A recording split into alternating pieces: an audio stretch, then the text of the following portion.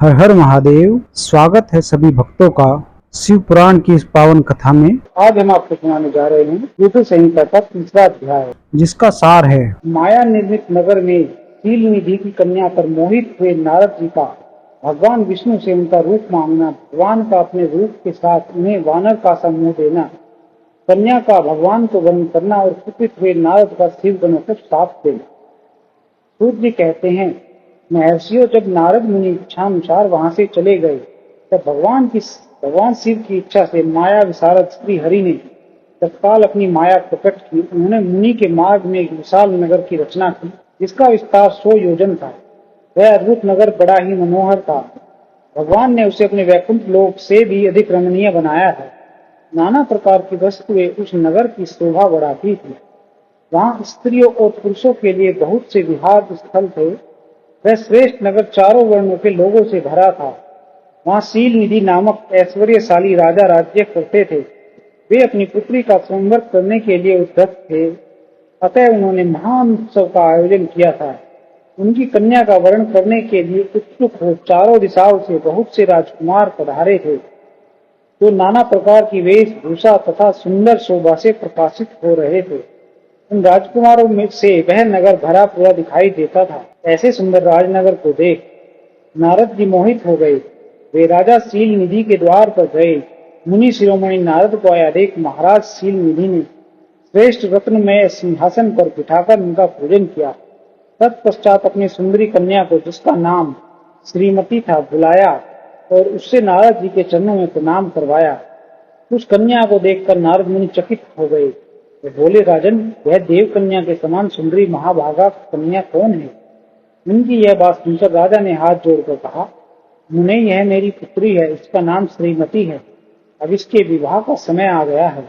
यह अपने लिए सुंदर वर चुनने के निमित्त स्वयंवर में जाने वाली है। इसमें सब प्रकार के शुभ लक्षण लक्षित होते हैं। मैं से आप इसका भाग्य बताइए। राजा के इस प्रकार पूछने पर काम से विह्वल हुए मुनि श्रेष्ठ नारद उस कन्या को प्राप्त करने की इच्छा मन में लिए राजा को संबोधित करके इस प्रकार बोले, भूपाल, आपकी यह पुत्री समस्त शुभ लक्षणों से संपन्न है, परम सौभाग्यवती है। अपने महान भाग्य के कारण यह धन्य है और साक्षात लक्ष्मी की भांति समस्त गुणों की अगार है। इसका भावी पति निश्चय ही भगवान शंकर के समान वैभवशाली, सर्वेश्वर, किसी के पराजित न होने वाला वीर, काम विजयी तथा संपूर्ण देवताओं में श्रेष्ठ होगा। ऐसा कहकर राजा से विदा ले इच्छा अनुसार विचरने वाले नारद मुनि वहां से चल दिए। वे काम के वशीभूत हो गए थे। शिव की माया ने उन्हें विशेष मोह में डाल दिया था। वे मुनि मन ही मन सोचने लगे कि मैं इस राजकुमारी को कैसे प्राप्त करूं। स्वयंवर में आए हुए नरेशों में से सबको छोड़कर यह एकमात्र मेरा ही वरण करे, यह कैसे संभव हो सकता है? समस्त नारियों को सौंदर्य सर्वथा प्रिय होता है। सौंदर्य को देखकर ही वह प्रसन्नता पूर्वक मेरे अधीन हो सकती है, इसमें कोई संशय नहीं।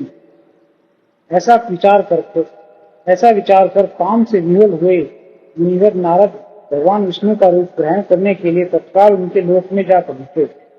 वहां भगवान विष्णु को प्रणाम करके वे इस प्रकार बोले, भगवान, मैं एकांत में आपसे अपना सारा वृतांत कहूंगा। तब बहुत अच्छा कहकर लक्ष्मीपति श्री हरि नारद जी के साथ एकांत में जा बैठे और बोले, मुने, अब आप अपनी बात कहिए। तब नारद जी ने कहा, भगवान, आपके भक्त जो राजा शील निधि हैं, वे सदा धर्म पालन में तत्पर रहते हैं। उनकी एक विशाल लोचना कन्या है जो बहुत ही सुंदरी है। उसका नाम श्रीमती है। वह विश्व मोहिनी के रूप में विख्यात है और तीनों लोक में सबसे अधिक सुंदरी है। प्रभु, आज मैं शीघ्र ही उस कन्या से विवाह करना चाहता हूँ। राजा शील निधि ने अपनी पुत्री की इच्छा से स्वयंवर रचाया है। वे चारों दिशाओं से वहां सहस्त्रों राजकुमार पधारे हैं। नाथ, मैं आपका प्रिय सेवक हूँ, अतः आप मुझे अपना स्वरूप दे दीजिए, जिससे राजकुमारी श्रीमती निश्चय ही मुझे बदले। सूत जी कहते हैं, महर्षियों, नारद मुनि की ऐसी बात सुनकर भगवान मधुसूदन हंस पड़े और भगवान शंकर के प्रभाव का अनुभव करके उन दयालु प्रभु ने उन्हें इस प्रकार उत्तर दिया। भगवान विष्णु बोले, मुने, तुम अपने अभिष्ट स्थान को जाओ, मैं उसी तरह तुम्हारा हित साधन करूंगा, जैसे श्रेष्ठ वैद्य अत्यंत पीड़ित रोगी का करता है, क्योंकि तुम मुझे विशेष प्रिय है। ऐसा कहकर भगवान विष्णु ने नारद मुनि को मुक्त वानर का दे दिया और शेष अंगों में अपने जैसा स्वरूप देकर वे वहां से अंतर्ध्यान हो गए। भगवान की पूर्वोक्त बात सुनकर उनका मनोहर रूप प्राप्त हो गया, यह समझकर नारद मुनि को बड़ा हर्ष हुआ। वे अपने को कृत प्रत्यय मानने लगे। भगवान ने क्या प्रश्न किया है इसको वे समझ न सके। तदनंतर मुनि श्रेष्ठ नारद शीघ्र ही उस स्थान पर जा पहुंचे जहां राजा शील निधि ने राजकुमारों से भरी हुई संवर सभा का आयोजन किया था। विप्रवरों राजपुत्रों से घिरी हुई वह दिव्य संवर सभा दूसरी इंद्र सभा के समान अत्यंत शोभा पा रही थी।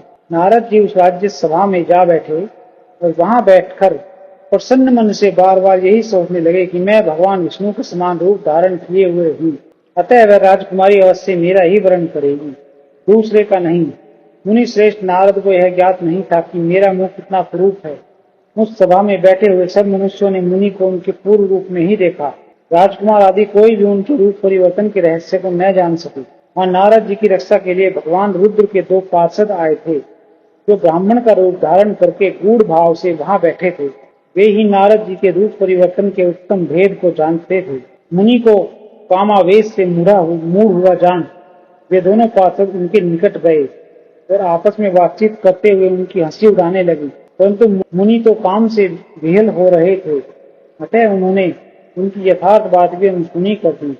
वे मोहित हो श्रीमती को प्राप्त करने की इच्छा से उसके आगमन की प्रतीक्षा करने लगे। इस बीच में वह सुंदरी राजकन्या स्त्रियों से घिरी हुई अंतःपुर से वहां आई। उसने अपने हाथ में सोने की एक सुंदर माला ले रखी थी। वह सुलक्षणा राजकुमारी सुंदर के मध्य भाग में लक्ष्मी के समान खड़ी हुई अपूर्व शोभा पा रही थी। उत्तम व्रत का पालन करने वाली वह भूप कन्या माला हाथ में लेकर अपने मन के अनुरूप वर का अन्वेषण करती हुई सारी सभा में भ्रमण करने लगी। नारद मुनि का भगवान विष्णु के समान शरीर और वानर जैसा मुख देखकर वह कुपित हो गई और उनकी ओर से दृष्टि हटाकर प्रसन्न मन से दूसरी ओर चली गई। सुंदर सभा में अपने मनोवांछित वर को न देखकर वह भयभीत हो गई। राजकुमारी सभा के भीतर चुपचाप खड़ी रह गई। उसने किसी के गले में जयमाला नहीं डाली। इतने में ही राजा के समान वेशभूषा धारण किए हुए भगवान विष्णु वहां आ पहुंचे। किन्हीं दूसरे लोगों ने उनको वहां नहीं देखा, केवल उस कन्या की ही दृष्टि उन पर पड़ी। भगवान को देखते ही उस परम सुंदरी राजकुमारी का मुख प्रसन्नता से खिल उठा। उसने तत्काल ही उनके कंठ में वह माला पहना दी। राजा का रूप धारण करने वाले भगवान विष्णु राजकुमारी को साथ लेकर तुरंत अदृश्य हो गए और अपने धाम में जा पहुंचे। इधर सब राजकुमार श्रीमती की ओर से निराश हो गए। नारद मुनि तो काम वेदना से आतुर हो रहे थे, इसलिए वे अत्यंत विहल हो उठे। तब वे दोनों विप्र रूपधारी ज्ञान विशारद रुद्रगण काम विहल नारद जी से उसी क्षण बोले। रुद्रगणों ने कहा, हे नारद, हे मुनि, तुम व्यर्थ ही काम से मोहित हो रहे हो और सौंदर्य के बल से राजकुमारी को पाना चाहते हो। अपना वानर के समान घृणित मुंह तो देख लो। सूत जी कहते हैं, महर्षियों, उन रुद्रगणों का यह वचन सुनकर नारद जी को बड़ा विस्मय हुआ। वे शिव की माया से मोहित थे। उन्होंने दर्पण में अपना मुख देखा। वानर के समान अपना मुंह देख वे तुरंत ही क्रोध से जल उठे और माया से मोहित होने के कारण उन दोनों शिवगणों को वहां साप देते हुए बोले, अरे तुम दोनों ने मुझ ब्राह्मण का उपहास किया है, अतः तुम ब्राह्मण के वीर्य से उत्पन्न राक्षस हो जाओ। ब्राह्मण की संतान होने पर भी तुम्हारे आकार राक्षस के समान ही होंगे। इस प्रकार अपने लिए साफ सुनकर वे दोनों ज्ञान शिरोमणि शिवगण मुनि को मोहित जानकर कुछ नहीं बोले। ब्राह्मणों, वे सदा सब घटनाओं में भगवान शिव की ही इच्छा मानते थे, अतः उदासीन भाव से अपने स्थान को चले गए और भगवान शिव की स्तुति करने लगे। इसी के साथ रुद्र संहिता का अध्याय 3 समाप्त होता है। प्रेम से बोलिए हर हर महादेव। जल्दी ही मिलते हैं साथियों अगली वीडियो में।